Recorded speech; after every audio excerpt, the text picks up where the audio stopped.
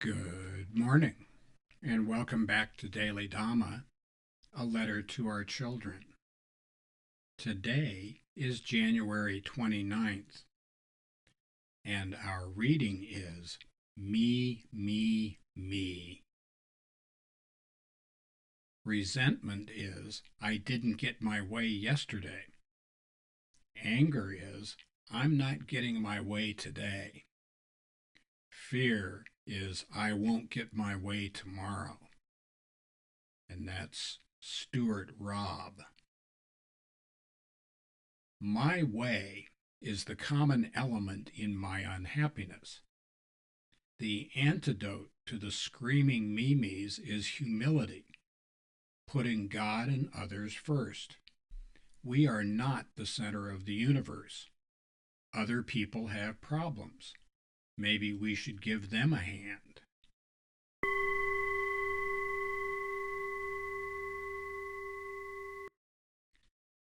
Selfish desires are all too common, and it's an old trope.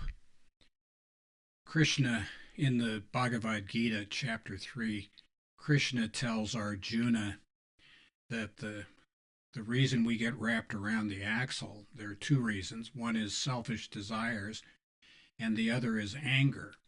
And I'm sure that continues to be the case. Mr. Robb's diagnosis is excellent as well. You know, resentment, we're living in the past. Fear, we're living in the future.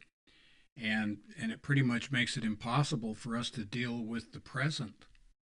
And therefore we make new mistakes and create new resentments about the mistakes that we made and new fears about the consequences of those mistakes that we made. This month's theme is humility, and humility is placing God and other people before ourselves. And one of the danger signs in that is that we often use rationalization. We all think we're doing right by our own lights, and we tend to listen to that siren call. I'm only doing this to help you. I'm telling you this because I love you. Man, that's some bad news. A lot of times that means grab a helmet and dig in. The idea of putting other people first doesn't come naturally.